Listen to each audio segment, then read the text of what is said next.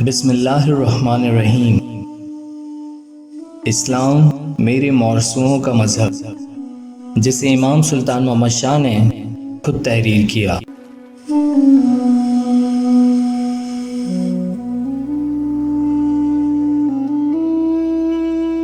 سب سے پہلے ہمیں اپنے آپ سے یہ سوال کرنا چاہیے کہ نوع انسان کو مشیت الہی کا یہ آخری اور قطعی ظہور کیوں عطا کیا گیا اور اس کے اسباب کیا تھے۔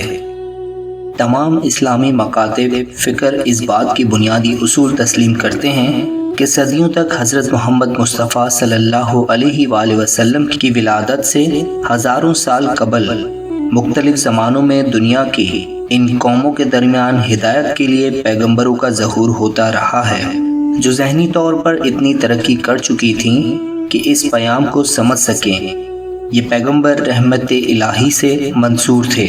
اس طرح ابراہیم علیہ السلام، موسیٰ علیہ السلام، عیسیٰ علیہ السلام اور بنو اسرائیل کے تمام انبیاء کو اسلام تسلیم کرتا ہے۔ در حقیقت مسلمان صرف اسرائیلی پیغمبروں ہی تک خود کو محدود نہیں رکھتے، بلکہ وہ ماننے کے لیے تیار ہیں کہ دوسرے ملکوں میں بھی ایسے پیغمبر آتے رہے ہیں جو خدا کی طرف سے فیضان یافتہ تھے۔ مثلاً گوتم بدھ، سری کرشن، سری رام ہندوستان میں، سقراط یونان میں، چین کے دانشمند اور ان کے علاوہ ان قوموں اور تہذیبوں کے بہت سے عارف اور ولی جن کا ہمارے پاس کوئی نشان محفوظ نہیں رہا۔ غرض انسانی روح کو کسی وقت بھی ایک خاص طور پر ہدایت یافتہ پیغمبر کے بغیر نہیں چھوڑا گیا۔ ان پیغمبروں پر اس روح کی طرف سے الہام ہوتا رہا ہے جو دنیا کو قائم رکھے ہوئے ہیں، اسے گھیرے ہوئے ہیں۔ پھر اس کی کیا ضرورت تھی کہ حضرت محمد مصطفیٰ صلی اللہ علیہ وآلہ وسلم کے پاس خدا کی طرف سے کوئی وحی نازل ہو؟ اس سلسلے میں اسلام کا جواب بہت مختصر اور واضح ہے۔ یہودی وحدانیت نے اپنی عظیم روحانی قوت کے باوجود ایسی خصوصیتیں باقی رکھی ہیں جو اس کے وحدانیت کو اسلامی وحدانیت سے بنیادی طور پر مختلف کر دیتی ہیں۔ خدا تمام باتوں کے باوجود بنی اسرائیل کے لیے ایک قومی اور نسلی خدا بن کر رہ گیا ہے، اور اس کی شخصیت اس کے اعلیٰ مظاہرے سے جو کائنات کی ضرورت میں جلوہ گر ہیں بالکل جدا ہو گئی ہیں۔ ہندوستان اور چین ایسے دور افتادہ ملکوں میں عقیدہ توحید کی خالص شکل شرک، بت پرستی اور کثرت پرستی الحاد کی وجہ سے ایسی خراب ہو چکی تھی کہ اسے ٹھیک نہیں کیا جا سکتا تھا۔ یہ مقبول اور افسانوی مذاہب سچی اور قطعی توحید سے پیدا ہونے والے مذہب سے بہت کم مشابہت رکھتے تھے۔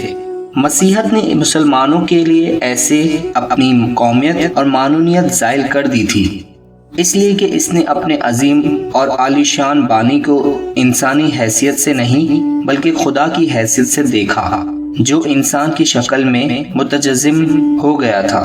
چنانچہ اس بات کی قطعی ضرورت پیش آئی کہ محمد صلی اللہ علیہ وآلہ وسلم پر جو دوسروں کی طرح ایک انسان تھے، اس تعلق کے بارے میں وحی نازل ہو جو ذات باری کو اپنی خلق کردہ کائنات سے ہے۔ اس طرح انسان نے جب ایک بار جوہر وجود کو سمجھ لیا تو چونکہ وہ خود اپنی روح کی قدر و قیمت جانتا ہے، اس لیے اس کا یہ فرض ہے کہ وہ سیدھا راستہ اختیار کرے جو کائناتی روح کی طرف اس کے جزئی اور انفرادی روح کی مسلسل رہنمائی کرتا رہے اور اسے اس کائناتی روح سے ملا دے جس کے غیر محدود مظاہرے میں سے ایک مظہر وہ کائنات ہے جسے ہم اپنی محدود نگاہ سے اپنے مقدور کے مطابق دیکھ پاتے ہیں۔ بس اسلام بنیادی اصول کی یہ تعریف ہو سکتی ہے کہ وہ ایک حقیقت ہے، نہ کہ ایک وحدانیت۔ مثال کے طور پر ہر اسلامی عبادت کے اس افتتاحی اعلان پر غور کیجیے، اللہ اکبر۔ اس کا کیا مطلب ہے؟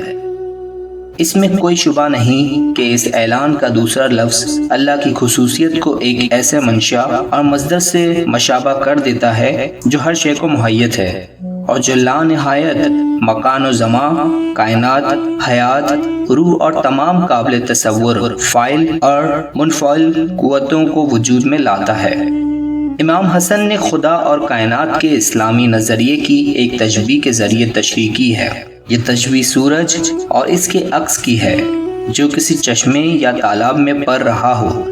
ظاہر ہے کہ چشمے میں سورج کا عکس یا اس کی شبیہ موجود ہوتی ہے، مگر کتنی بے مایا اور کس قدر کم حقیقی۔ یہ مشابہت کتنی حقیر اور کمزور ہے جو اس غیر واضح عکس اور اس عظیم و درخشاں کردہ شمسی کی سفید و گرم روشنی کے درمیان ہے۔ اللہ سورج ہے اور کائنات جیسا کہ ہم اسے جانتے ہیں اور اپنی تمام تر وسعت اور زمان اپنی تمام تر قوت کے ساتھ چشمے کے آئینے میں وجود متعلق کا عکس ہے اور اس سے زیادہ اور کچھ نہیں۔